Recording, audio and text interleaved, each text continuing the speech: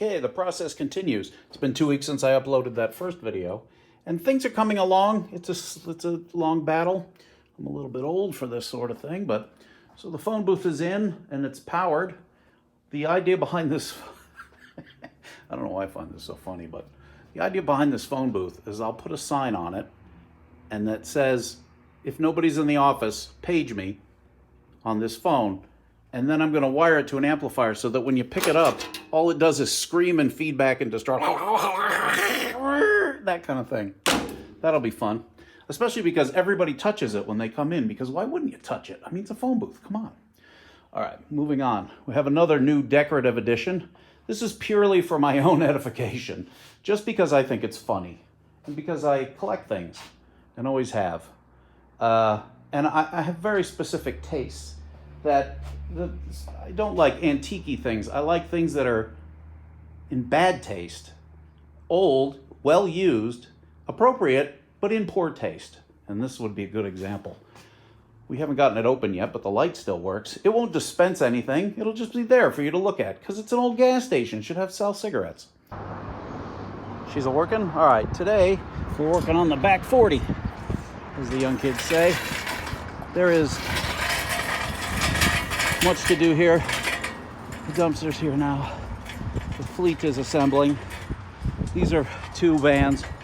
One is gonna get fixed up and sold, the good one. The other one is for parts.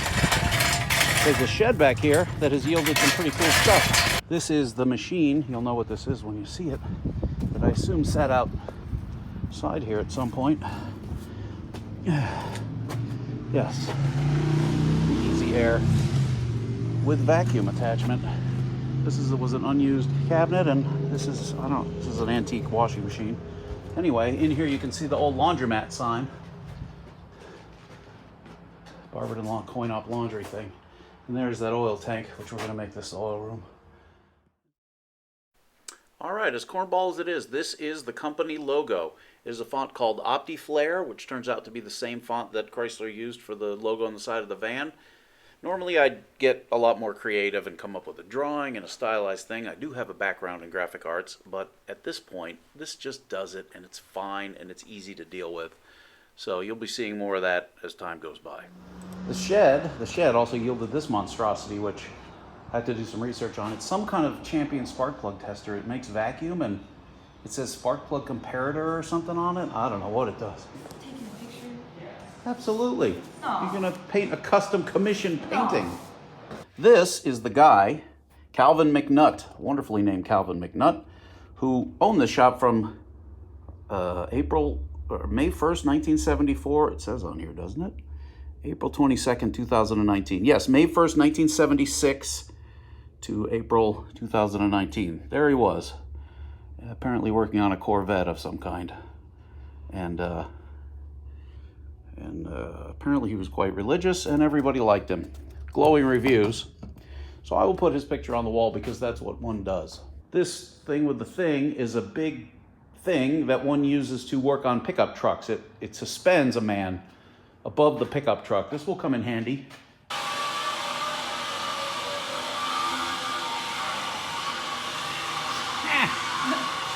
Looks awesome. I'm gonna look at that. This is quite the acquisition. This is a Hunter alignment machine from 1982, and it works. It doesn't work completely because we have to calibrate these wheel sensors, but the computer comes on and it works. It's kind of magical. It's beautiful. It looks like a Star Trek prop. Over here, this is my own, very particular about my coffee makers too. I've had that thing for almost 20 years, and it just makes the best coffee. And also, note that when you're in a gas station or a shop or a waiting room, the coffee should be terrible. I mean, it should have been sitting out. Powdered creamer, white styrofoam cups. That's how coffee should be served at a place where you have to wait. So many goddamn vans. I figured out something with this ridiculous thing, this spark plug analyzer. What it does, you plug in compressed air to the side, and you put a spark plug in there, and it has a bag in the back with media, and basically it sandblasts your spark plug. It cleans your spark plug. Then, this is, by the way, early 50s. Then you put your spark plug here. There's a wire that connects it, and then you look down these holes and there's a mirror and you'll see it sparking, and then you can add more compressed air to simulate what would happen in a cylinder, and you can watch your spark plug spark. It's a spark plug sparker. I've also mounted the map because decoration is difficult, and what are you going to put up? I've had this, I got it at a school auction. What I find exciting about this is you pay a lot of money for a map, and it's a map of the Pacific Ocean, and the United States is sideways, and it's useless. I mean, come on. By the way, roughly in this area, south of Cleveland. But then I thought about this map, and I figured it out. This map is drawn like that because it's idiotic. It's just blue. Half of it is blue. It's wasted, but it's drawn like that to show Alaska and Hawaii, which were admitted as states in 1959, and then one of the drivers noticed El Salvador, Guatemala, British Honduras. British Honduras isn't there anymore. Well, I don't know, somehow he figured out that this map would have had to have been made between 1959 because it has the states in 1963 when they changed the name of the country. Back here, much progress. These look silly sideways like that, but it's the only way we could get them in here. Balance, mount. New addition. This was a gift/trade, and it is fantastic. It appears to work. I would guess this at the early 90s. It's an air conditioning machine. It's a reclaimer. It sucks out your AC refrigerant, weighs it, then you put new in or you put that back in, but it has, this is how you work on air conditioning because you can't just vent that stuff to the atmosphere, nor can you just, you have to be pretty precise with it because the system, if it gets damaged, is very expensive and annoying. So isn't that beautiful? It looks like you could ask Sulu to engage warp factor 9 on this thing. That's the point of it. Love it. This was a gift from a good friend of mine, which he had made, and it does that, and it tells the time. ProMasters only. Satisfaction guaranteed. I don't know if that's really true. All right, this is the furniture, which is the right shade of tasteless, but it is comfortable. In theory, it should be uncomfortable. It should be very uncomfortable. It should be slightly dirty and sticky too. You shouldn't want to sit in it. You're in the waiting room of an auto shop. You should be uncomfortable. However, these are quite comfortable.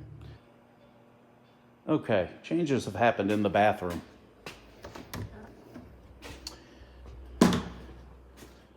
Not really very exciting. I mean, look, it's a tour. It's not an educational film. Lincoln prefers with pumice. I prefer without pumice. And that's just the way it's got to be. The lockers are in. Got my stuff in there. This, by the way, you should know, is the employee break room. It's exactly what an employee break room at a shop/gas station should look like. First of all, the light switch is broken. Okay. This is the employee break room. Look at that. Beauty. This is a cheap ice maker. Appears to be making ice. It's a Keurig in there. We got a thing. Is there anything? Oh, there is coffee and sugar. Some more things to be affixed. That, kids, is the employee break room. Well, all right, you buttery little muffins. That concludes part 2 of the tour of ProMasters Only. By the way, my daughter painted this fine picture. And it's impressionistic, but I dig it. Anyway, we're on track for the most part to be open in the early part of June, and you're going to most likely see all this stuff when you come here and visit me and have a cup of delicious yet non-delicious coffee in the beautiful yet not beautiful waiting room that is period correct for your automotive repair experience. I will see you next time. I'm sure there'll be more to post. Bye now.